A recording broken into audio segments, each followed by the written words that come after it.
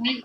All right, hi, Bills or science students, and anyone else who might be watching. Right. Today we have an awesome guest speaker. Her name is Dr. Melinda Earnest, and she is someone I've known for a while. She specializes in physical therapy, that's her job, and she works with all sorts of different types of people, and especially knows a lot about Paralympics. She knows a lot about designing wheelchairs for all types of bodies to be able to participate in sports. And so she's going to talk to you guys about what she does for a living. And she's also going to talk to you about how that relates to mass and force and velocity, which is what we are studying in physics right now. If you have a question or comment for her, type in your live stream chats, comments, and I'll do my best to relay those to her throughout this presentation. Okay? Thank you for coming today, Dr. Earnest. Take it away. All right. Hi, everyone. Like Miss Cleaver said, my name is Dr. Mimi Earnest. All right. Melinda Hi, Earnest. everyone. Mimi. Like Miss Cleaver said, my name's Dr. Mimi Earnest or Melinda Earnest, but you guys can call me I just Mimi. turned off my camera. I'm trying to share my Cleaver, screen and would you? Oh, just hang tight. Okay, I will. I'm trying to share my screen and I'm not But able like Miss to. Cleaver said, I am here to talk to you guys no worries. about wheelchairs. But like Miss Cleaver said, I am here to talk to you guys about wheelchairs. There we go. We get our screen up now. Excellent. Okay. So.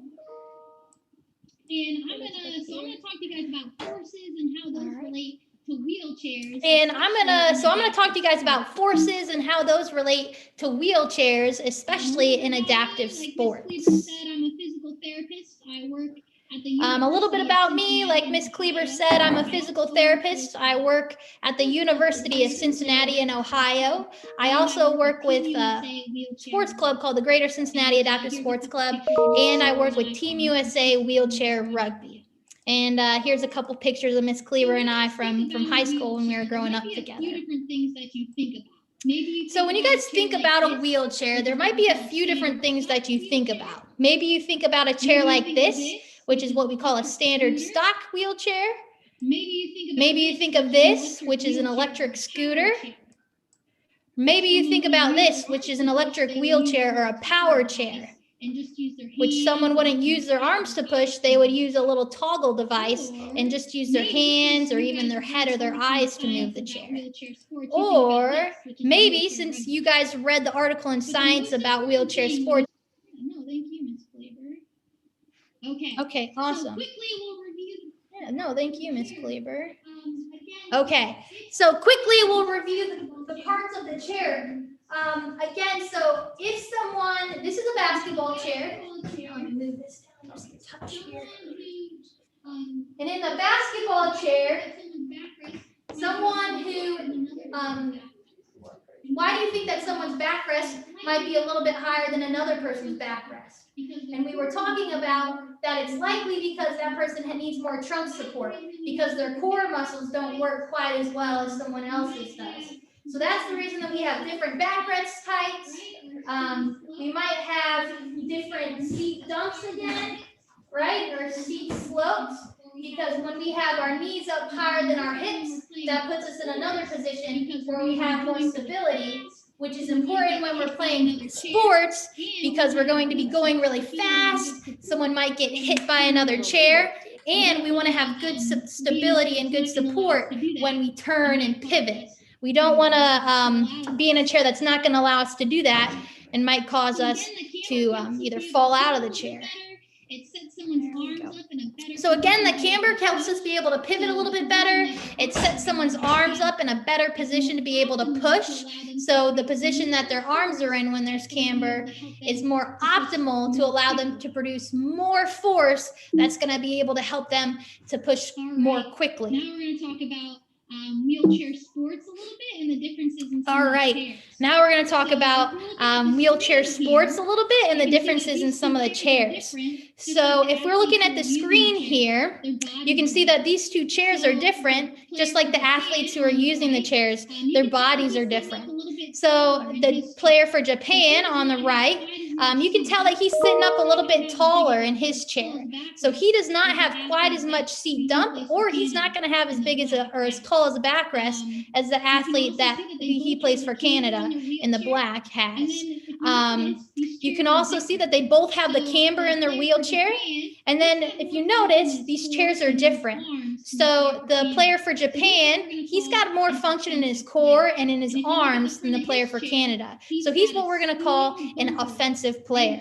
And if you look at the front of his chair, he's got a steel bumper right here.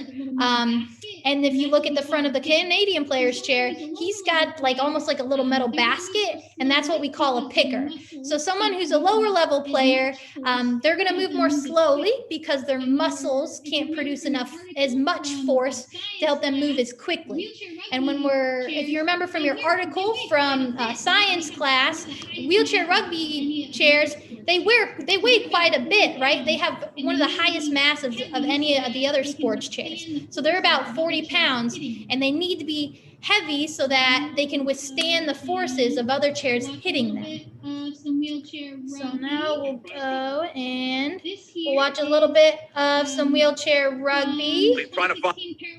This here is from the 2016 Paralympic Games in Rio. So even just looking at the screen, you can see that the athletes, they all look different from each other.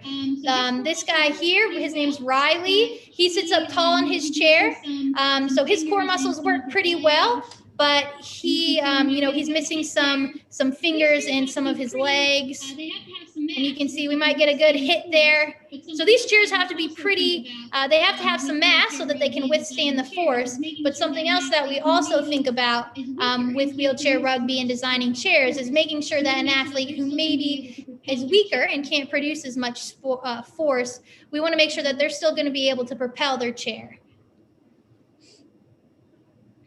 Okay. So wheelchair basketball is the next sport that we're going to talk about. And at the top, you can see. So wheelchair basketball is the next sport that we're going to talk about. And at the top, you can see some information about the chairs and what they're made of.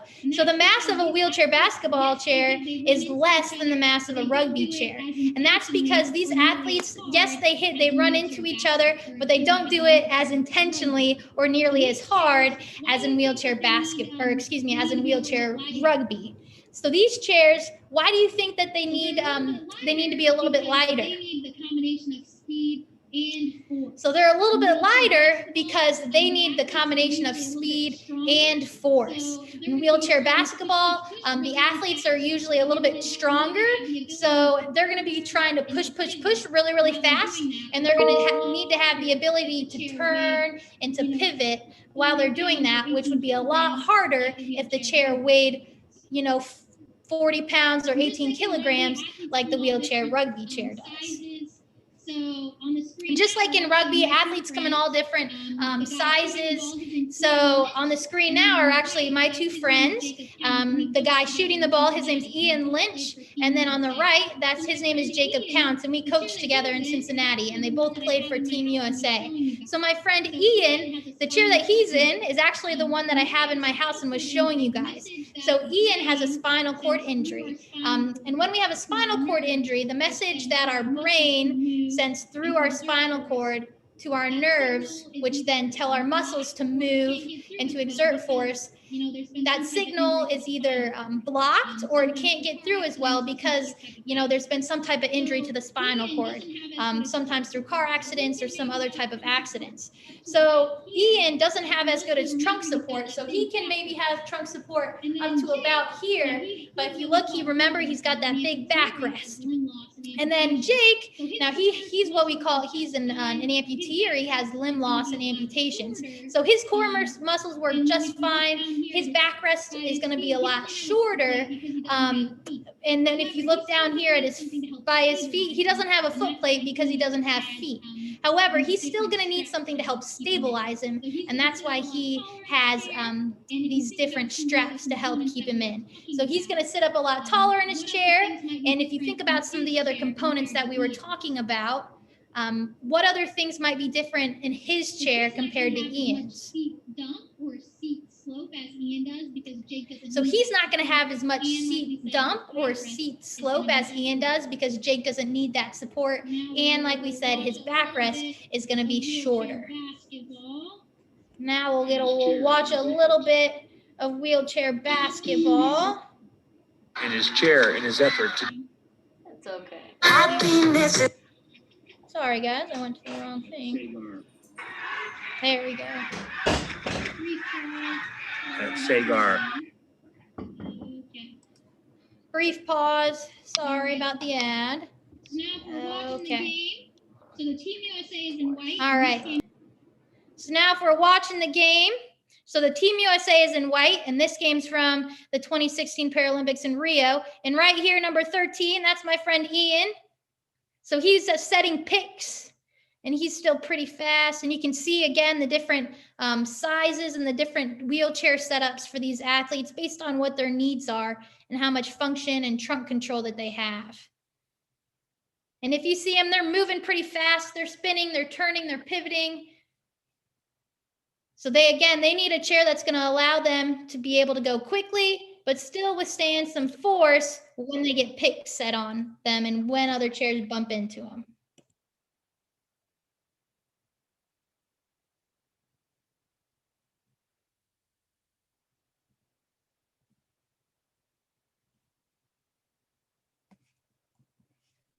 Okay. And the last type of wheelchair for sports that we're going to talk about is wheelchair racing. So wheelchair racing can either be done on the pavement or on the road. Like a lot of wheelchair racers compete in marathons and they'll use a racing chair. And other times it's done on a track. So maybe now or maybe next year, you'll have some friends who are on the track teams that use a wheelchair when they compete, and they might have a chair that looks like this. There's a couple differences in the chairs that are on the screen right now. So on the left, this chair is made for someone whose feet are going to go on this foot plate here towards the bottom. So they sit in a position called feet forward. And then when we look at these two other chairs, they don't have foot plates. So in the chair in the top, someone's actually going to sit on a seat. Sorry, guys. They're going to sit on a seat that's right here. I'm hovering over it. And then their knees are actually going to go under them like they're kneeling, and they're going to rest here. And that's called a U-cage chair. Now on the chair below it, which we call a V-cage chair, the athlete can either sit in that kneeling position, or there's a foot plate here for them to rest their feet on.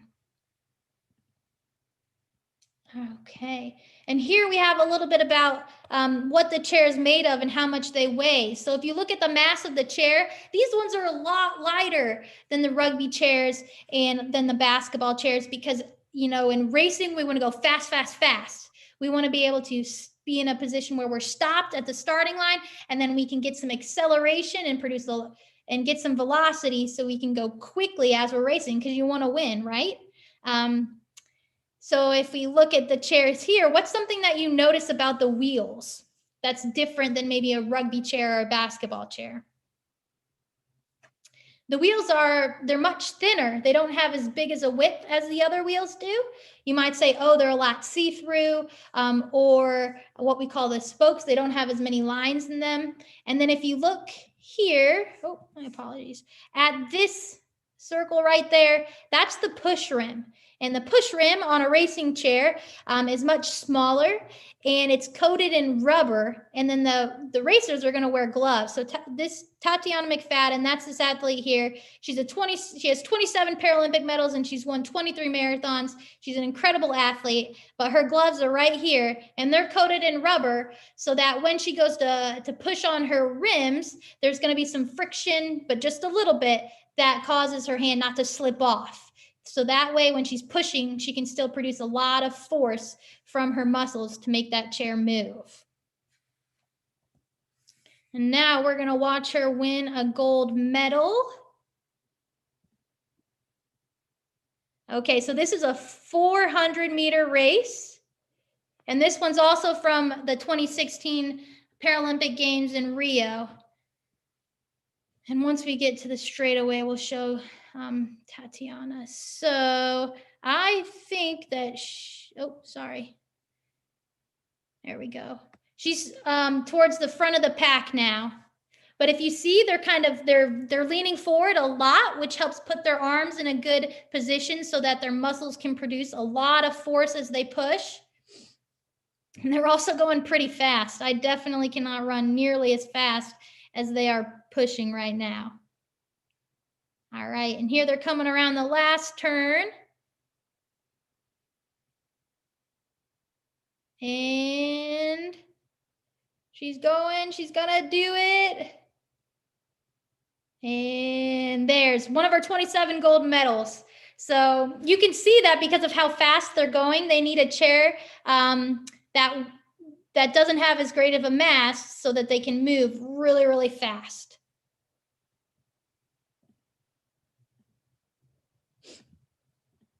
Okay.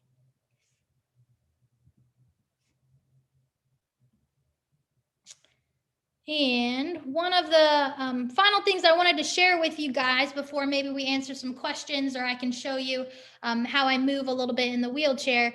I wanted to give you some things where you can learn more. So this website up here at the top is going to list all of the adaptive sports and all the wheelchair sports that are in the Paralympic Games. And then if you're thinking, well, what do maybe people who have disabilities in Indianapolis, where do they go and play? A lot of the sports in Indy are by the Rehab Hospital of Indiana. So I put a link there so that you can check out some of the competitive team sports they have, and then some of the recreation programs like, canoeing and kayaking and hiking that they also offer.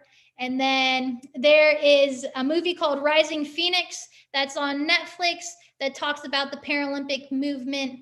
And then it goes through the story of a wheelchair rugby player, Riley Bat, who we saw when we were watching the rugby game. He's from Australia. And then it talks about wheelchair fencing, racing for people who have limb loss and use prosthetics, as well as long jump, which is another field sport. So stop the share here. All right. Miss Kleber, have there been any questions that we maybe haven't answered? One is it dangerous for the players that are playing wheelchair or basketball and wheelchair rugby?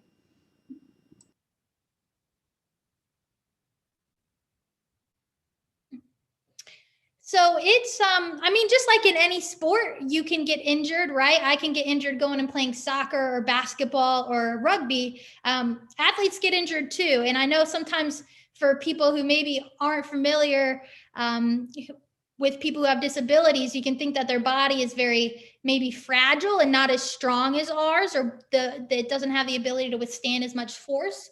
And that's typically not the case. So sure, their chairs might get knocked over, but they're athletes, so they're okay with that. And there's ways that people can get up, especially in basketball. People are strong enough to get their whole wheelchair and body up by themselves. And some people, like in rugby, they need a little bit of help. So like any sport that someone like me might play, it's dangerous, but they're going to be all right. All right, another one I'm seeing is where did you go to school and what exactly does a physical therapist do?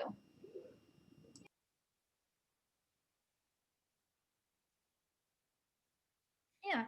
So after I graduated from high school, I went to a 4-year university and got what's called a bachelor's degree. It's called Wheeling Jesuit University, and I studied athletic training. So your school might have an athletic trainer, or in high school, there's athletic trainers, and they help athletes while they're kind of on the sideline playing the game. And then there's a lot of other things that athletic trainers can do too, but that's kind of the most common.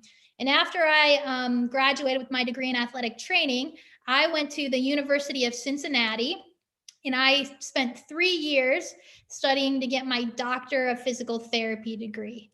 And as a physical therapist, there's so much you can do. I work in research, and I work with people who have had strokes. So I help them relearn how to walk, and then trying to figure out what's the best thing that I can do as a physical therapist to help them walk better. Physical therapist works with sports teams. They might work, maybe someone who's gone to physical therapy who maybe had a joint replacement. So physical therapists work with individuals who've had joint replacements as well. They can work with people who've had spinal cord injuries. They can work in acute care hospitals. So if someone's sick and they go and they have to stay in the hospital, physical therapists are there as well to make sure people can move safely and get back home. And there's just lots of different settings that PTs can work in. That's what makes it so fun. Awesome, awesome. Can you speak a little bit more about your experience with the Paralympics and other kinds of sports you've been involved with and how you got connected to these people?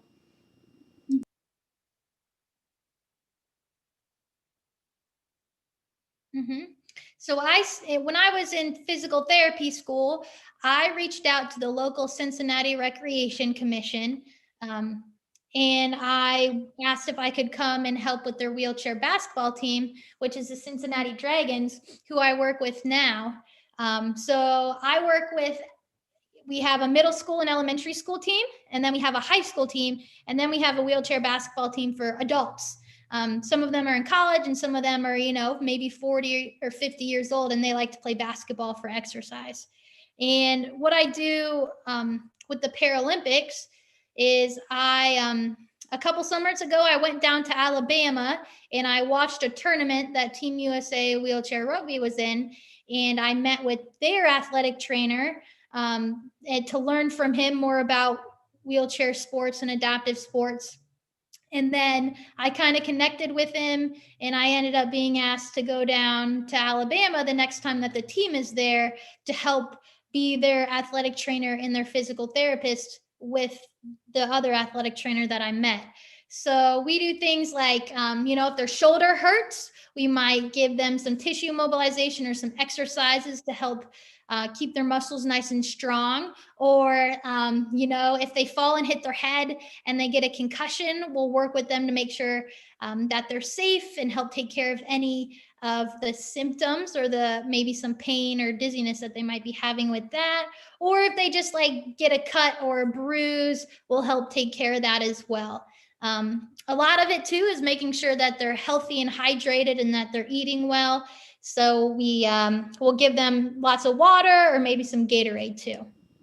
Okay, I'm getting a few questions about the classes of players. Can you describe what exactly is the role of the spinal cord in these injuries? Why does that, how does that affect the body in different ways? And can you talk to us just a little bit about the different classes within these sports?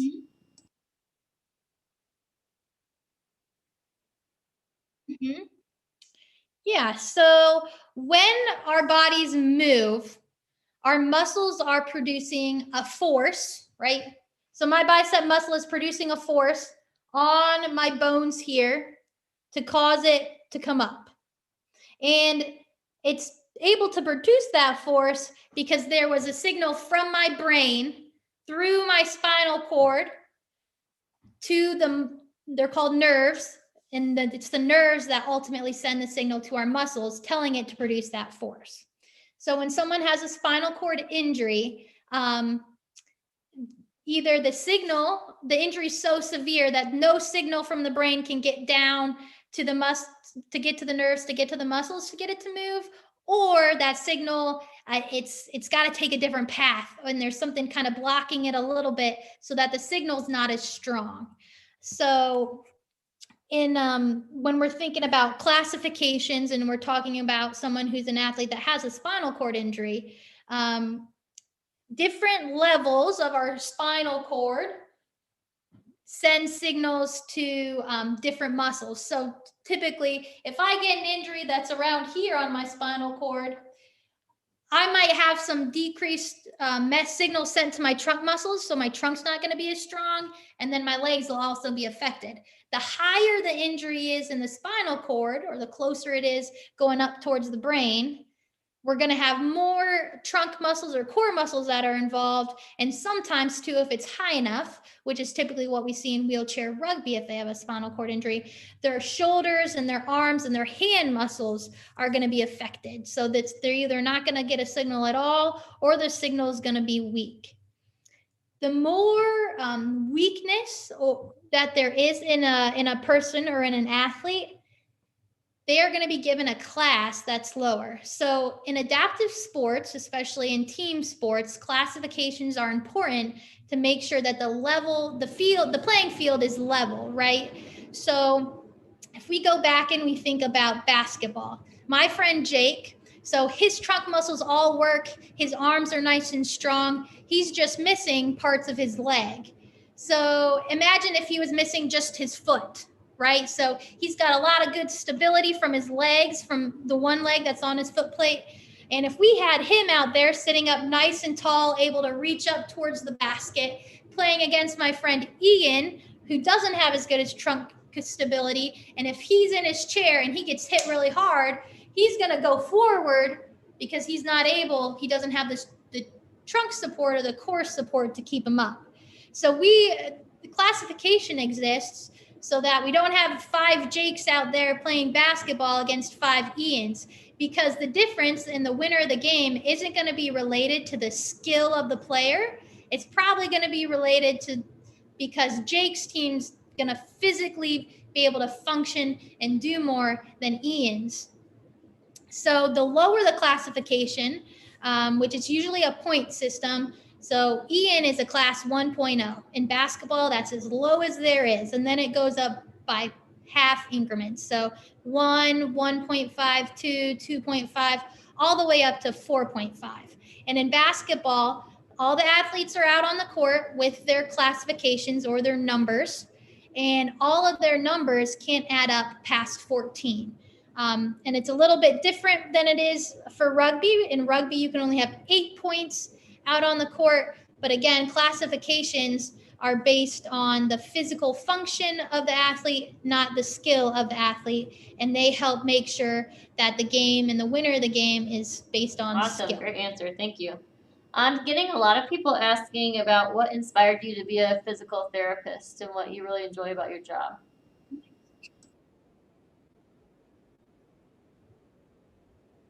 Nice. So I first went to physical therapy when I was in 6th grade. I had some knee pain, and my physical therapist, his name was Mark. I was playing soccer, and he liked to play soccer and watch soccer. So I loved going to physical therapy and talking to him. And I liked too that he could be up and moving all day. He wasn't necessarily sitting down all day. And as someone who is pretty active, that was really cool to me. And I thought I wanted to work with athletes. And I thought maybe I would go and work with, professional soccer players. And then when I got to college, I worked with the Special Olympics. So I worked with people who either have intellectual disabilities, and they were some pretty stellar athletes. And I got to thinking, I wonder what they get to do for fun. Like if they're not at practice for the Special Olympics, what else do they do and how does their body work? So that's how I got interested in neuro rehab, or in learning more about the spinal cord and the brain and the nervous system, as well as in adaptive sports. And I love my job because I get to talk to people and have relationships with people, and I get to learn a lot of things. I'm someone who really likes to learn, and I think that the human body is so cool. Like when I think about how the signal goes from the brain down the spinal cord to the nerves to innervate our muscles, I just think it is fascinating. And that kind of everything that we do, and even talking, like my brain is working really hard right now to send signals to the muscles that innervate my mouth. And my vocal cords are working. So I just think it's really cool. And, if you think that's cool, physical therapy could be a cool profession for you, or maybe a related profession like recreation therapists. They work a lot with adaptive sports, and they get to do a lot of fun stuff. Or there's occupational therapists who help people make sure that they can that they can get dressed and things like that. Or being a doctor, or maybe an engineer and designing wheelchairs. But if you guys are learning about something and you think it's pretty interesting, there's definitely a career out there that relates to that, that you guys can hopefully Awesome. find and Just learn more about. One more question. This one is kind of long, but what they're getting at is, what is the difference between what the person that designed each part of the wheelchair does versus what is the physical therapist role in designing these wheelchairs that are specialized for different types of sports? Mm-hmm. So. Mm-hmm. So wheelchairs, they're ultimately designed by an engineer. So an engineer is going to figure out the different angles. So when we think about the seat dump, they're going to build a chair and make sure that the metal that they use is going to be able to keep the chair in that position. And they're also thinking about things that I will think about. So they'll think about the caster wheels and how big do they need to be. And when I meet someone who, we'll say someone who just acquired, they just got a spinal cord injury, and they're going to need a wheelchair to help them get throughout the day. So I'm going to look at that person and I'm going to say, okay, how strong is their core and their trunk? And I'm going to say, okay, I'm looking at all these different wheelchairs that these engineers have designed. Which one do I think is going to be best for the person that I'm working with? So I don't work directly with the engineers, but I work with what we call assistive technology professionals. And those are people who really, really specialize and they know all there is to know about wheelchairs.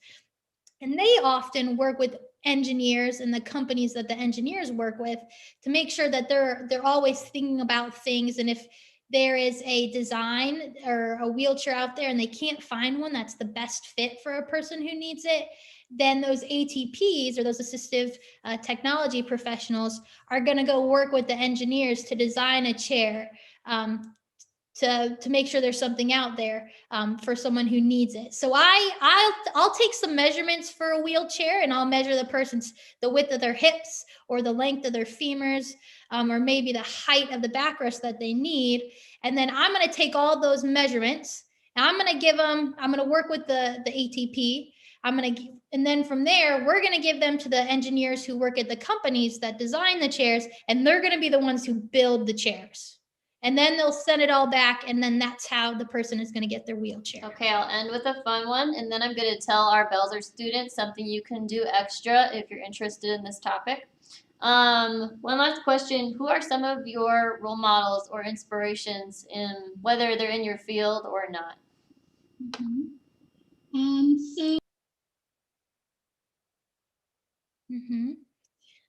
So there's a couple. I have a lot of the professors that I learned from in college, who I would say are my role models. The people who taught me, who are very passionate about what they do. So Shalee Engelhardt is one of them. Another person that I admire is someone that I work with who does research. His name is Pierce Boyne. And then there's a lot of like other neurophysical therapists that have been working as physical therapists a lot longer than I have, who just have so much knowledge that they do. And then a lot of my role models are as well are the athletes that I get to work with, because I can learn so much from them. That's going to help me be a better physical therapist. And then I can go and use what I've learned from them and how they maybe get around and do things in their daily life. And then I can teach my patients who are new to having a disability Some of those tips and tricks from them. What I'll say lastly to our students is we're all virtually thanking you right now. And you guys have an opportunity for an extra credit assignment that's in Canvas that goes along with the presentation you've been working on today. You can follow the instructions on slide 4 of that assignment and come up with some kind of purpose that you would like to design a wheelchair for. We've included some resources that have a lot of different parts that you can add to the wheelchair or different kinds of settings you would choose. And you'll tell us, what is this wheelchair designed for? Why did you make it the mass you did? So did you make it heavy or lightweight, and why? And then we want you to include a model so we can see what it would look like with labels to understand the different parts you included. When you're done, you can send it to your teacher and we will share it with Dr. Earnest and she can give feedback on your design. Because in science, we do iterative designs, which means that we don't ever just stop at one design and say, we got it, we're done. You have to constantly be improving to make the lives of the people you're designing these products for as best as possible. So please do that. Check it out, especially here at the end of the semester. And thanks again, Dr. Earnest. We really appreciate your time. That was great. Thanks so much. All right. Bye, everybody. Thank you guys so much.